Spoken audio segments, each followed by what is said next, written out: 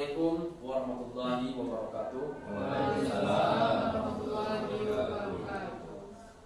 Alhamdulillahirabbil alamin wassalatu wassalamu ala asyrofil anbiya'i wal mursalin wa ala alihi wa ashabihi Rasulillah ajma'in. Amma ba'du. Yang kami hormati dan kita sama-sama hormati Bapak Kepala Sekolah SMK 27 Kerinci yang sempat ada pada siang hari ini. Yang kami hormati Bapak dan Ibu Wakil Kepala Sekolah. Seterusnya yang kami hormati Bapak-bapak dan Ibu Majelis Guru beserta Bapak Ibu dan Bapak-bapak PPL dari STKIP Muhammadiyah Kabupaten Kerinci yang sempat ada pada siang hari ini. Pertama-tama, marilah kita senantiasa bersyukur atas kepada Allah Subhanahu wa taala karena kita masih diberikan kesehatan serta kesempatan dalam acara diseminasi budaya positif calon guru penggerak angkatan ke-11. Salam dan salam semoga senantiasa dilimpahkan bagi junjungan alam Nabi besar Nabi kita Muhammad sallallahu alaihi wasallam, karena beliau telah bersusah payah memperjuangkan umat dari zaman jahiliyah menuju zaman Islamiyah sebagaimana kita rasakan pada saat ini. Mudah-mudahan kita semua diakui sebagai umat beliau serta diberikan syafaat yang bersama amin ya Allah. Baik, kami selaku pembawa acara menyampaikan urutan acara kita pada siang hari ini. Yang pertama, pembukaan yang sedang berlangsung. Yang kedua, kata sambutan dari Bapak Kepala Sekolah SMK Negeri 7 Kerinci. Kepada beliau dengan segala hormat dipersilakan. Assalamualaikum warahmatullahi wabarakatuh. Waalaikumsalam warahmatullahi wabarakatuh. Pertama, marilah kita memanjatkan puji syukur kepada Allah Subhanahu wa taala karena pada siang hari ini kita telah diberikan yang kesehatan, kesempatan sehingga dapat hadir di dalam ruangan majelis guru SMK Negeri 7 Kerinci. Seterusnya selawat berkirimkan salam tidak bosan-bosan yang kita aturkan buat baginda Rasulullah Muhammad sallallahu alaihi wasallam. Pada hari ini merupakan kegiatan aksi nyata budaya positif dari saudara kita dan kita Pak Ipel yang merupakan calon guru penggerak angkatan 11 di Kabupaten Kerinci. Mudah-mudahan apa yang beliau sampaikan nanti, apa yang beliau dapatkan di pendidikan calon guru penggerak bisa diimbaskan kepada rekan-rekan guru yang ada di sekolah kita dengan tujuan supaya nantinya setelah menyelesaikan pendidikan guru penggerak dan kawan-kawan di sekolah termotivasi juga untuk ikut untuk program guru penggerak dan juga memberikan hal-hal yang perubahan yang positif yang ada di sekolah. Ini judulnya budaya positif. Dalam budaya positif itu ada saling menghormati, gotong royong, kebersamaan, sikap jujur, kedisiplinan. Harapan kami dari pihak sekolah, mudah-mudahan kegiatan kita pada siang hari ini bisa berjalan dengan lancar, dengan baik sampai awal dan akhir. Dan mungkin nanti lebihnya kami serahkan dengan Pak Ipel nanti untuk menjelaskan tentang budaya positif. Mungkin itu saja dari kami. Akhiri wabillahi taufiq wal hidayah. Wassalamualaikum warahmatullahi wabarakatuh. Waalaikumsalam. Terima kasih kami ucapkan kepada Bapak Kepala Sekolah. Baik, acara selanjutnya yaitu materi yang akan disampaikan oleh Pak Ipel yang berjudul tentang modul titik 4, 1.4 tentang budaya positif pada calon guru penggerak ke-11. Jadi bagaimana budaya-budaya positif ini diterapkan ke sekolah, ini akan disampaikan dengan tuntas oleh Pak Muhammad Nur Ifal Jarinus SPD. Kepada beliau dipersilakan.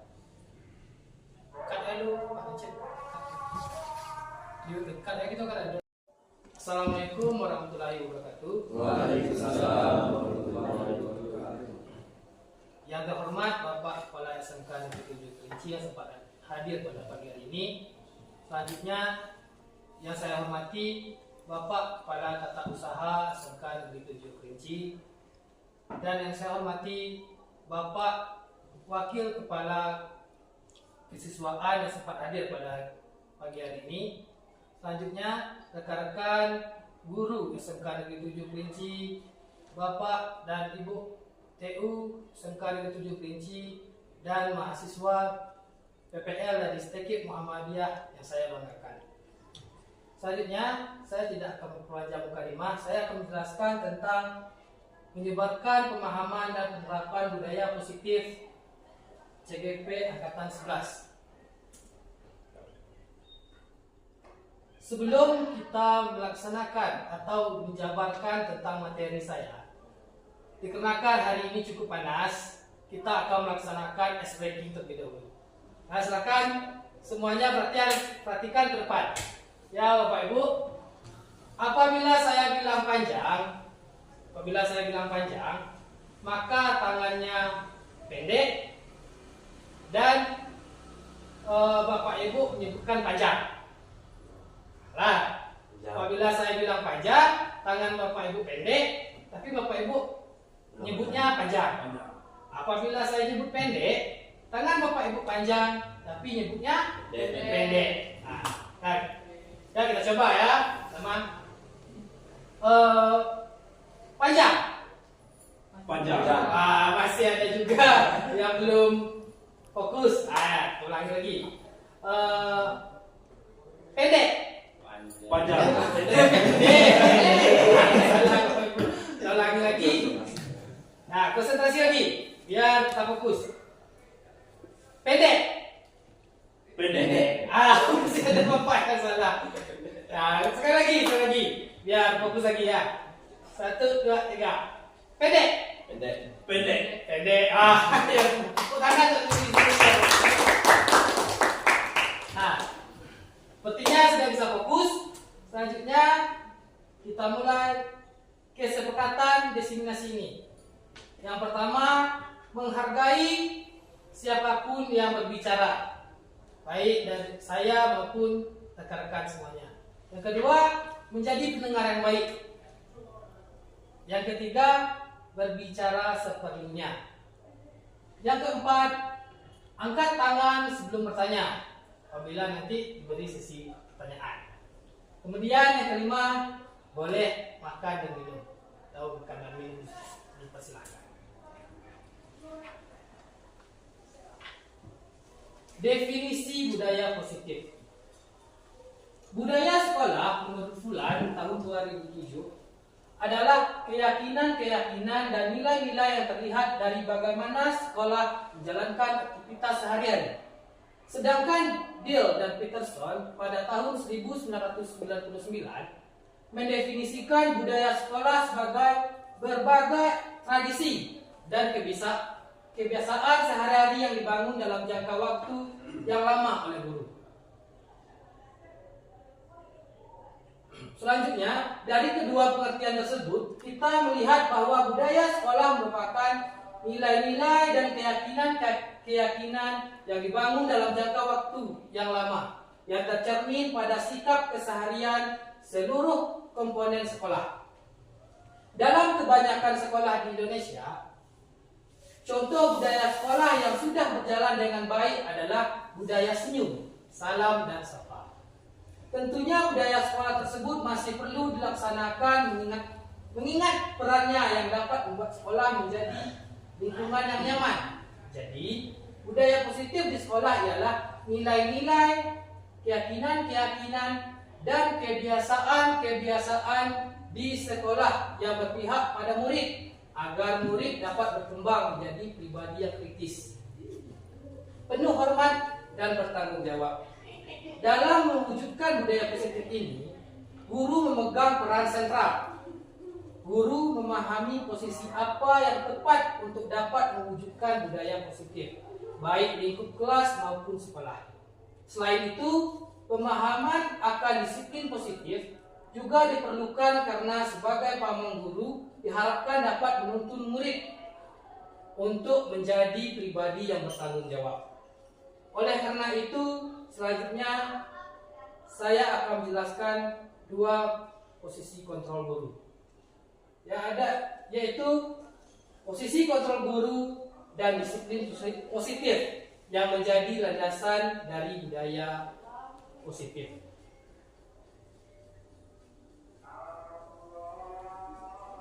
Ini adalah bentuk konsep dari inti budaya positif. Yang pertama ada perubahan paradigma, yang kedua nilai kebajikan, yang ketiga ada motivasi perilaku manusia, yang keempat keyakinan kelas, yang kelima disiplin positif, yang keenam kebutuhan dasar manusia, yang ketujuh posisi kontrol guru, dan yang terakhir adalah segitiga restitusi. Yang pertama, perubahan paradigma. Perubahan paradigma menurut Dr. William Caesar, dalam membangun budaya positif, sekolah dapat menyediakan lingkungan yang positif, aman, dan nyaman agar siswa mampu berpikir, bertindak, dan menciptakan dengan merdeka, mandiri, dan bertanggung jawab. Umumnya, disiplin sangat berkaitan dengan kontrol guru terhadap siswa. Menurut Dr. William Glasser, dalam kontrol teori terdapat beberapa miskonsepsi tentang kontrol, yaitu yang pertama adalah ilusi bahwa guru mengontrol siswa. Semua perilaku mempunyai tujuan bahwa untuk perilaku yang tidak disukai. Untuk itu, pada dasarnya guru tidak dapat memaksa siswa untuk berbuat sesuatu. Jika siswa tersebut memilih untuk tidak melakukannya, walau guru tampaknya sedang mengontrol perilaku siswa, tetapi sebenarnya siswa sedang mengizinkan dirinya untuk dikontrol. Hal ini karena kontrol guru menjadi kebutuhan dasar yang dipilih siswa.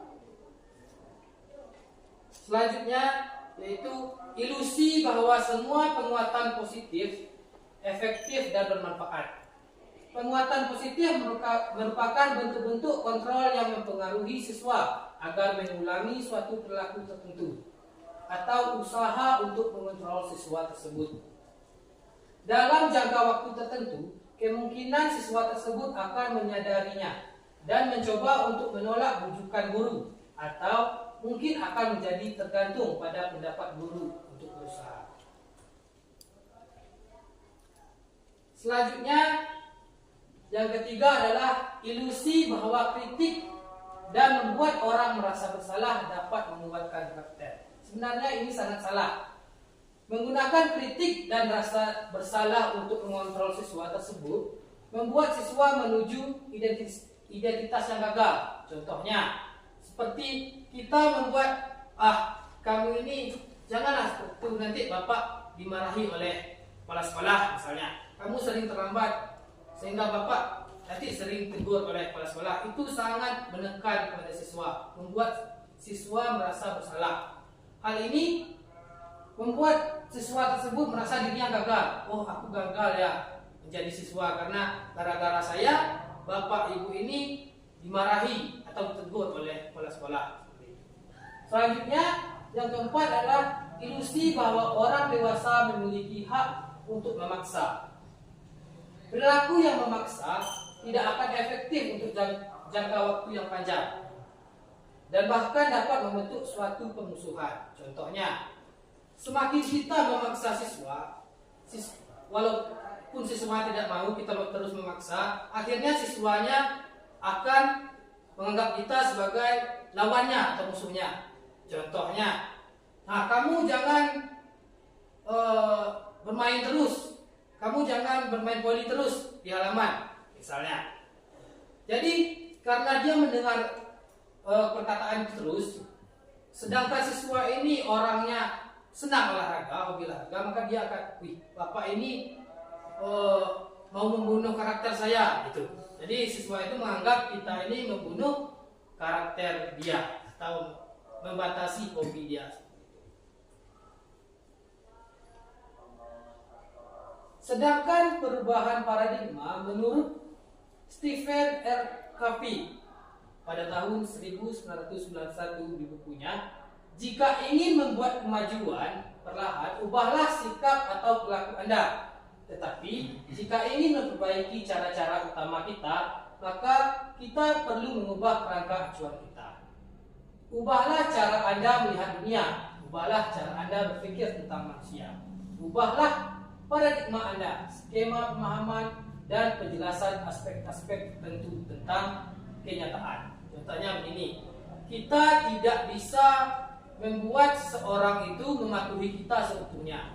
Akan tetapi kita bisa memberikan dorongan atau motivasi kepada orang itu agar dia mencapai apa yang dia inginkan.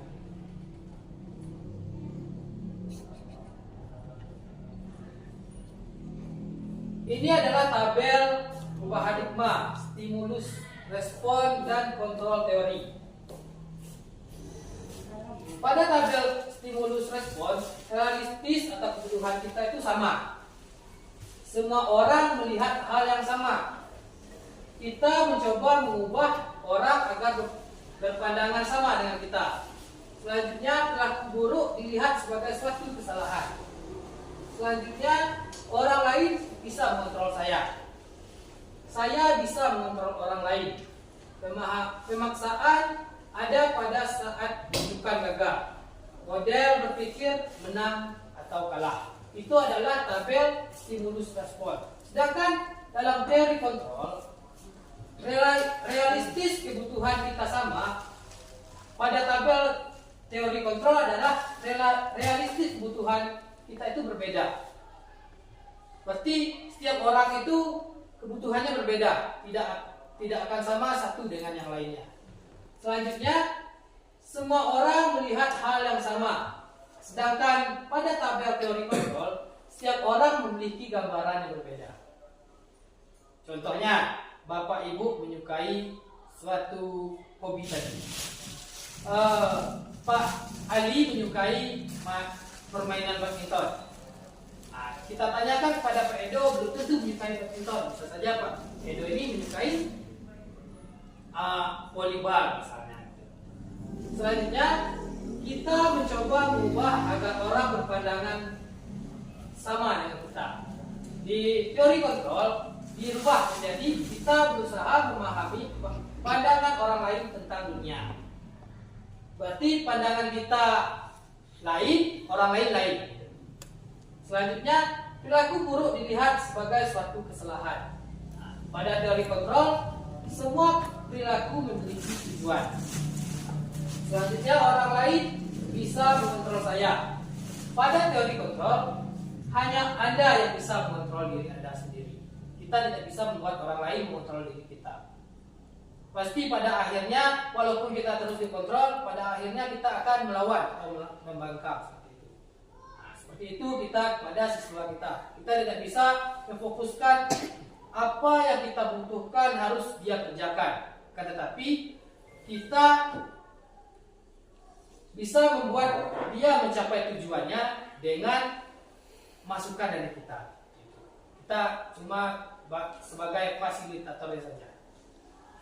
Selanjutnya, saya bisa mengontrol orang lain. Anda tidak bisa mengontrol orang lain.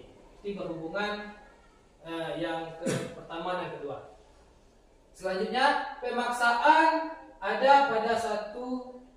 pada saat bujukan gagal. Kolaborasi dan konsekuensi menciptakan pilihan-pilihan yang baru. Kolaborasi ini adalah kerjasama antara guru dengan guru, guru dengan siswa, dan guru dengan kepala sekolah. Selanjutnya, model berpikir menang kalah. Pada teori kontrol berbeda menjadi model berpikir menang-menang. Jadi tidak ada dalam pembelajaran, tidak ada yang menang, tidak ada yang kalah. Dalam pembelajaran ini kita menang semua. Siswa harus menang, kita harus menang, dan seluruh warga harus menang. Warga sekolah harus menang.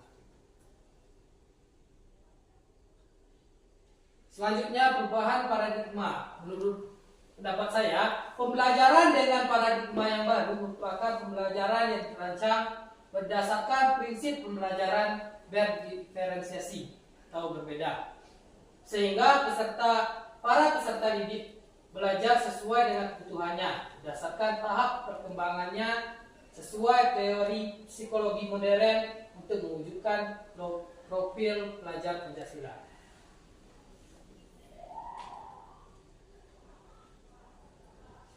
Lanjut lagi, nilai-nilai kebajikan.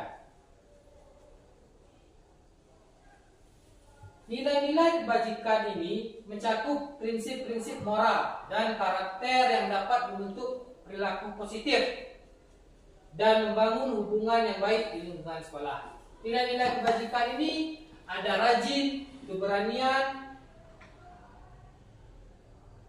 kesantunan, kreatif, semangat, kedermawanan, kejujuran, dermawan, harga diri, rendah hati, integritas, dan sebagainya yang ada di tabel ini. Bisa Bapak lihat. Nilai-nilai kebajikan universal.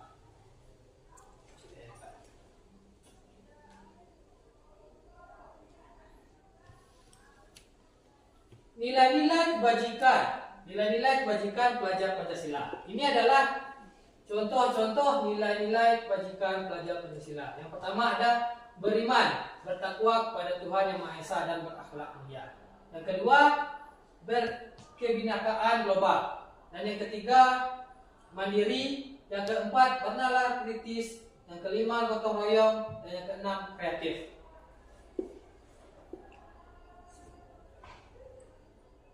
Selanjutnya, disiplin positif.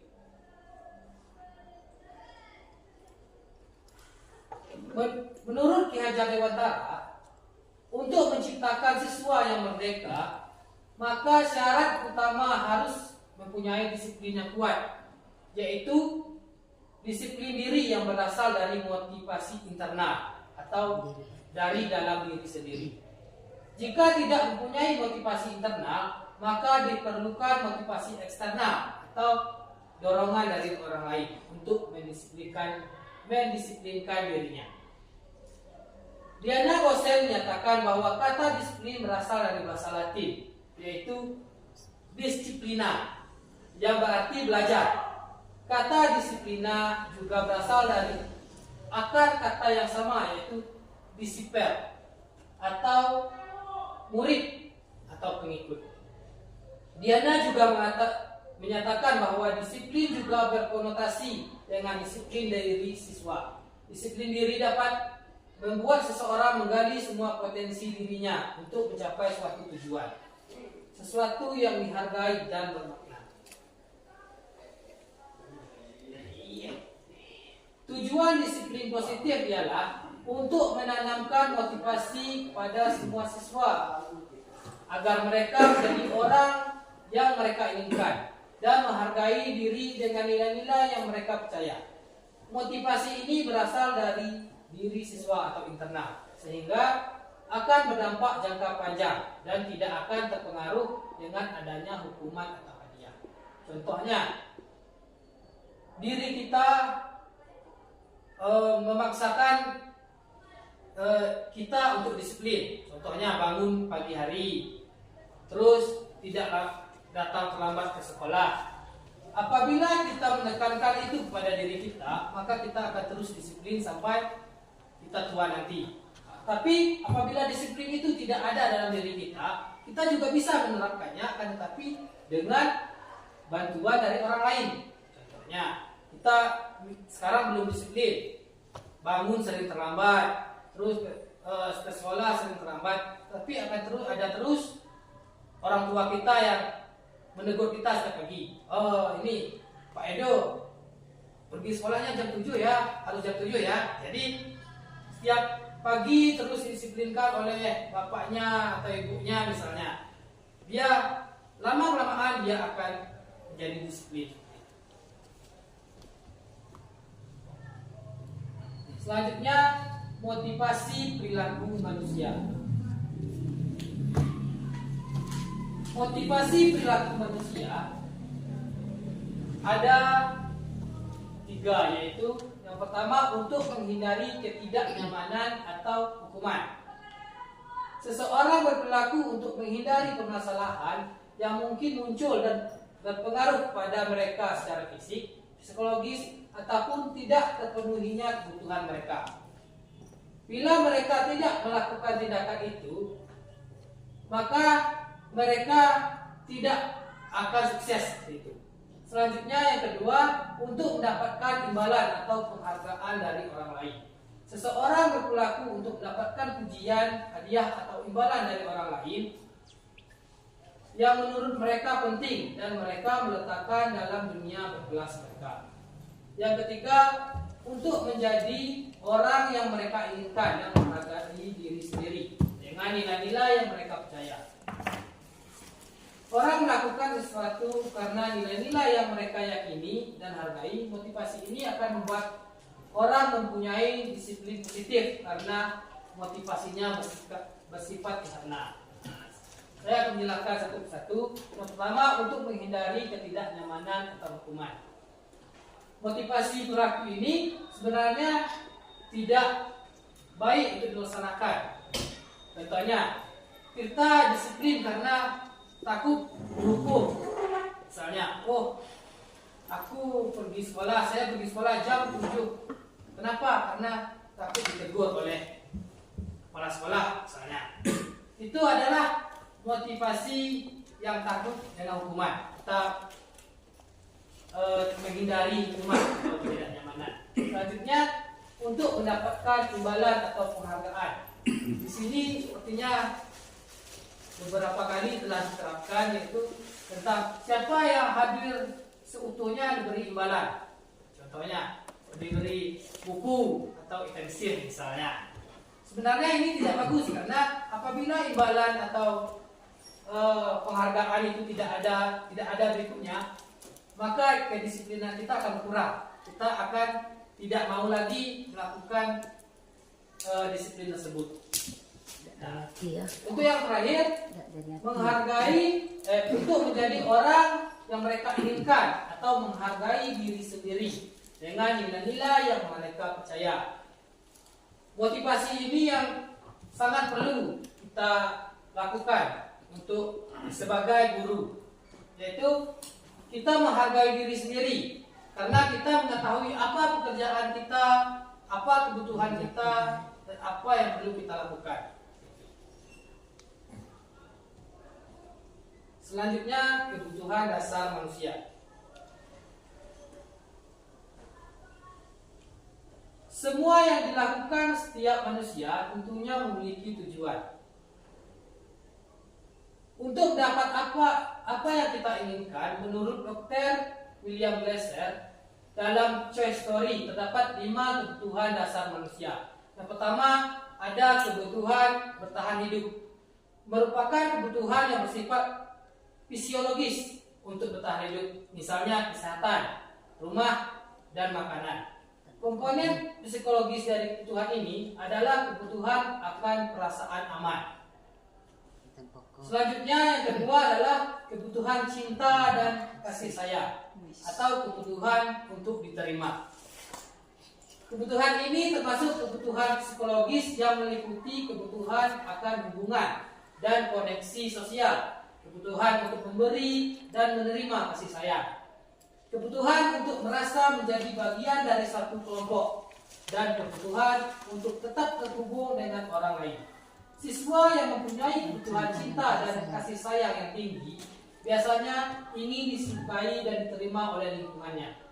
Akrab dengan orang tuanya, biasanya belajar bila suka dengan gurunya, menganggap penting teman sebaya, dan suka belajar dengan kelompok. Kebutuhan cinta dan kasih sayang. Selanjutnya yang ketiga, kebutuhan penguasaan atau kebutuhan pengakuan atas kemampuan. Kebutuhan ini berkaitan dengan kekuatan untuk mencapai sesuatu, menjadi terampil, menjadi kompeten, diakui atas prestasi dan keterampilan, didengarkan dan memiliki rasa harga diri. Siswa yang memiliki kebutuhan pengakuan yang tinggi ini biasanya akan selalu ingin menjadi pemimpin, suka mengamati sebelum mencoba hal baru, dan merasa kecewa jika melakukan kesalahan. Rapi, sistematik, dan selalu ingin mencapai yang terbaik. Siswa seperti ini adalah siswa yang cita-citanya selalu tinggi, Dia selalu ingin menang sendiri seperti itu. Dia ingin menjadi pemimpin, tidak pernah dia mau di bawah daripada teman-temannya. Selanjutnya yang keempat, kebutuhan kebebasan, yaitu kebutuhan akan pilihan, merupakan kebutuhan yang akan kemandirian, mempunyai pilihan dan mampu mengendalikan arah hidup seseorang. Siswa yang mempunyai kebutuhan kebebasan yang tinggi menginginkan pilihan, perlu banyak bergerak, suka coba-coba, tidak terlalu terpengaruh oleh orang lain, suka hal yang baru dan menarik. Contoh siswa seperti ini adalah siswa yang selalu ingin mencoba apa yang dilakukan oleh temannya. Contohnya seperti paskibraka kemarin, banyak siswa, "Pak, aku ingin ikut paskibraka." Nah, sedangkan banyak juga yang tidak bisa ikut dalam paskib tersebut dikarenakan mungkin gerakannya yang tidak mampu mengikuti gerakan temannya, atau postur badannya yang kurang, seperti saya. Selanjutnya yang kelima, kebutuhan kesenangan, kebutuhan untuk merasa senang, merupakan kebutuhan untuk mencari kesenangan, bermain dan tertawa. Siswa dengan kebutuhan kesenangan yang tinggi biasanya akan menikmati apa yang dilakukannya, konsentrasi melakukan hal yang akan disenanginya, suka permainan, suka mengoleksi barang, dan suka melucu atau bergurau. Siswa seperti ini biasanya siswa yang humoris dan senang akan pembelajaran. Selanjutnya, posisi kontrol guru. Ada 5 posisi kontrol guru menurut Diana Gosset. Yang pertama adalah penghukum. Seorang penghukum dapat menggunakan hukuman fisik atau verbal. Guru yang menjalankan posisi penghukum akan berkata, "Patuhi aturan saya atau awas nanti." Itu adalah contoh perkataan dari guru seorang penghukum, atau "Kamu selalu saja yang salah." Gitu. Selanjutnya, membuat orang merasa bersalah. Pada posisi ini, biasanya guru akan berusaha lebih lembut, menggunakan keheningan untuk membuat siswa menjadi tidak nyaman, merasa bersalah, atau rendah hati.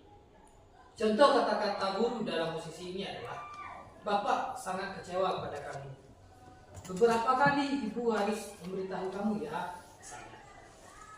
Selanjutnya, yang ketiga adalah posisi guru menjadi teman. Dalam posisi ini, guru tidak akan menyakiti murid, tetapi akan selalu berusaha mengontrol siswanya melalui persuasi. Posisi ini dapat berdampak positif dan negatif. Positifnya adalah berupa hubungan yang baik antara guru dan siswa. Contoh kata-kata gurunya yaitu, "Ayo bantulah demi Bapak ya," misalnya. Selanjutnya, "Ayo ingat tidak semua bantuan Bapak selama ini." Untuk hal negatifnya adalah, bila guru tidak dapat membantu, maka siswa akan kecewa dan berkata, "Saya pikir Bapak adalah teman saya." Atau murid menjadi tidak mau lagi berusaha. Siswa hanya mau bertindak untuk guru tertentu dan tidak untuk guru lain, dan siswa akan bergantung pada guru tersebut. Selanjutnya, posisi kontrol yang keempat adalah monitor atau pemantau. Posisi pemantau berdasarkan peraturan-peraturan dan konsekuensi dengan memisahkan hubungan pribadi. Pertanyaan yang biasa diajukan biasanya adalah, "Peraturannya apa?" atau "Apa yang telah kamu lakukan?" Itu adalah contoh pertanyaan dari guru pemantau atau monitor. Selanjutnya yang kelima, yaitu posisi sebagai manajer. Merupakan posisi mentor, di mana guru berbuat bersama dengan murid atau siswa, mengajak siswa bertanggung jawab perilakunya, mendukung siswa menemukan solusi atas permasalahannya sendiri. murid diajak menganalisis kebutuhan dirinya dan kebutuhan orang lain. Yang terpenting adalah kolaborasi antar siswa. Kata-kata seorang manajer yaitu yang pertama, apa yang kita yakini, yaitu keyakinan kelas. Nanti dia akan menjelaskan keyakinan kelasnya. Kita akan bertanya, apa yang kamu yakini? Gitu. Selanjutnya, jika kamu meyakininya, apakah kamu bersedia memperbaikinya? Selanjutnya, jika kamu memperbaikinya, hal ini menunjukkan apa tentang dirimu? Apa rencanamu untuk memperbaikinya?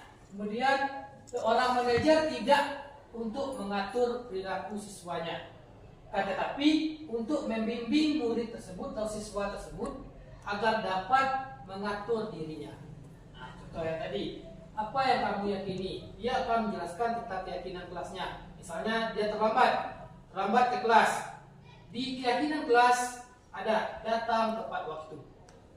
Nah, nanti kita bertanya, apa yang kamu yakini? Dia akan menjawab, datang tepat waktu, Pak.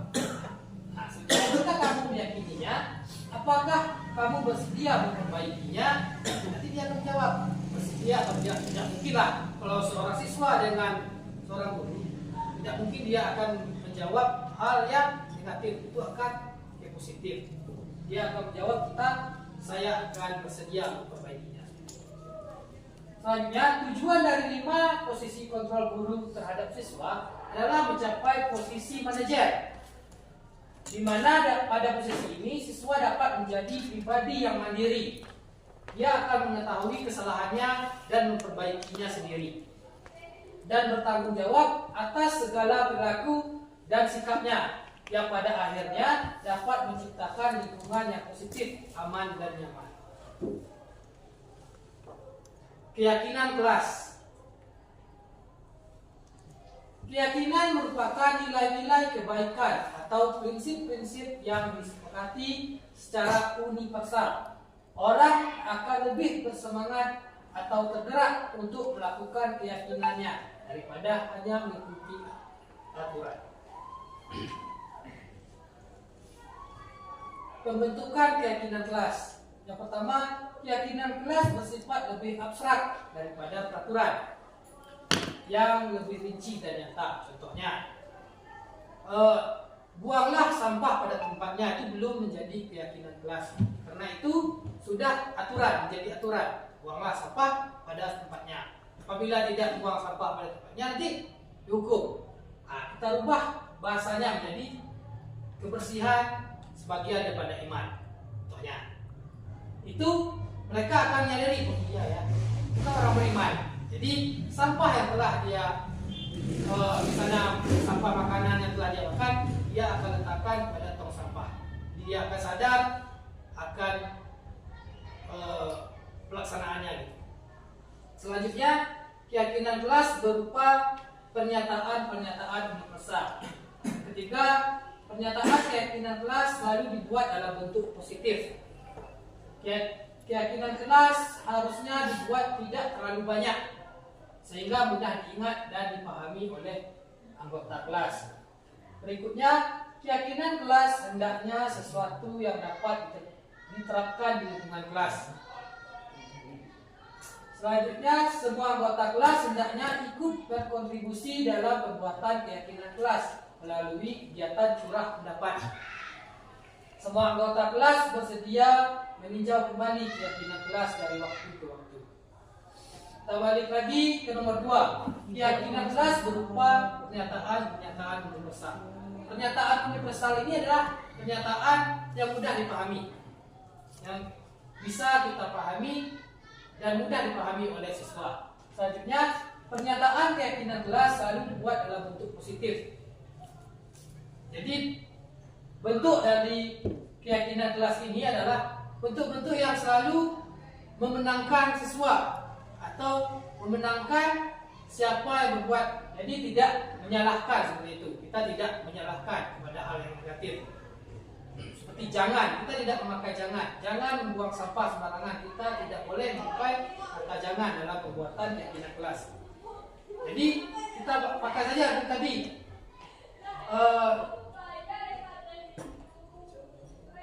kebersihan sebagian daripada iman. Nah, itu adalah contoh keyakinan kelas atau kejujuran pegangan insan bertuhan. Kita tidak akan membuat jangan mencuri, tapi kita membuat kejujuran pegangan insan bertuhan. Jadi dia akan memasukkan dalam hatinya, oh iya ya, kejujuran itu pegangan insan Tuhan. Jadi dia berhenti mencuri. Selanjutnya, langkah-langkah pembuatan keyakinan kelas. Yang pertama, memberikan kesempatan kepada semua siswa untuk berpendapat tentang peraturan yang perlu disepakati di kelas. Yang kedua, mencatat semua masukan siswa di papan tulis atau di kertas besar, sehingga semua siswa bisa melihatnya. Yang ketiga, menyusun keyakinan kelas sesuai prosedur pembentukan keyakinan kelas. Ubahlah kalimat negatif menjadi kalimat positif. Contoh, jangan berlari di kelas menjadi berjalanlah di kelas. Berarti kita tidak memakai jangan, jadi berjalanlah di kelas. Yang keempat, meninjau kembali daftar pendapat yang telah dicatat. Kemudian mengajak siswa untuk mencari nilai kebajikan atau keyakinan yang menjadi inti peraturan tersebut. Contohnya, berjalan di kelas, mendengarkan guru, dan datang tepat waktu bisa disarikan menjadi satu keyakinan kelas, yaitu saling menghormati. Keyakinan-keyakinan ini kemudian dijadikan daftar untuk disepakati. Yang kelima, meninjau ulang keyakinan kelas secara bersama-sama. Hendaknya keyakinan kelas tidak terlalu banyak agar mudah diingat. Cukup 3-7 keyakinan atau prinsip saja. Yang keenam, setelah keyakinan kelas selesai dibuat, maka semua anggota kelas dapat meninjau ulang dan menyetujui dengan menandatangani keyakinan tersebut guru dan siswa. Yang ketujuh, keyakinan kelas dapat ditempel di kelas agar mudah untuk dilihat. Ini contoh keyakinan kelas. Keyakinan kelas di kelas 1 SD contohnya. Setiap anggota kelas perlu belajar. Berarti semua siswanya tidak boleh lari atau bandel dalam kelas. Kita harus belajar seperti itu. Tidak boleh malas. Selanjutnya, setiap anggota kelas perlu senang. Biasanya anak kelas 1 kan sering nangis ke sekolah, tidak ada ibunya. Jadi dibuatlah di keyakinan kelasnya setiap anggota kelas perlu senang.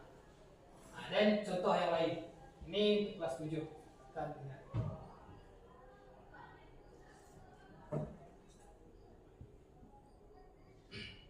Selanjutnya ini adalah keyakinan kelas 11 ATR atau tepatnya di kelas saya.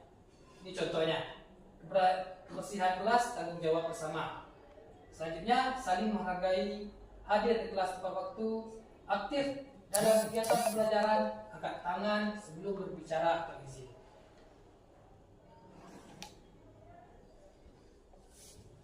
Yang terakhir, segitiga restitusi. Segitiga restitusi menurut Gosset ialah proses menciptakan posisi bagi siswa untuk memperbaiki kesalahan mereka, sehingga mereka bisa kembali pada kelompoknya dengan karakter yang lebih kuat. Restitusi dapat membantu siswa menjadi lebih mempunyai tujuan, disiplin positif, dan memulihkan dirinya ketika berbuat kesalahan. Restitusi menguntungkan korban dan si pembuat masalah, atau solusinya menang-menang atau win-win solution. Ciri-ciri restitusi adalah yang pertama, restitusi bukan menebus kesalahan, tapi untuk belajar dari kesalahan. Yang kedua, restitusi memperbaiki hubungan. Yang ketiga, restitusi adalah tawaran atau bukan paksaan. Yang keempat, restitusi menuntun untuk melihat ke dalam diri. Yang kelima, restitusi mencari kebutuhan dasar yang mendasari tindakan. Yang keenam, restitusi diri adalah cara yang terbaik. Yang ketujuh, restitusi fokus pada karakter, bukan tindakan. Yang ke-8 adalah restitusi menguatkan. Dan yang ke-9, restitusi mengembalikan siswa yang berbuat salah kepada kelompoknya.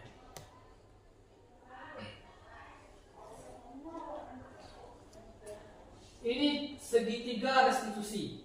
Dalam segitiga restitusi, yang pertama ada menstabilkan identitas, yang kedua menanyakan keyakinan, yang ketiga validasi tindakan yang salah. Contohnya, menstabilkan identitas yang pertama ada setiap orang pasti pernah melakukan kesalahan. Dalam bertanya pada siswa, kita setelah bertanya apa kesalahannya, kemudian kita menstabilkan identitas. Bilang begini, setiap orang pasti pernah melakukan kesalahan, atau kamu bukan satu-satunya yang pernah melakukan kesalahan ini. Selanjutnya, meyakinkan, menanyakan keyakinan. Keyakinan kelas apa yang telah kita sepakati, atau kamu ingin menjadi orang seperti apa? Keyakinan kelas ini kan sudah. Misalnya dia datang terlambat, keyakinan kelasnya apa? Datang tepat waktu. Jadi dia tahu tepat datang tepat waktu.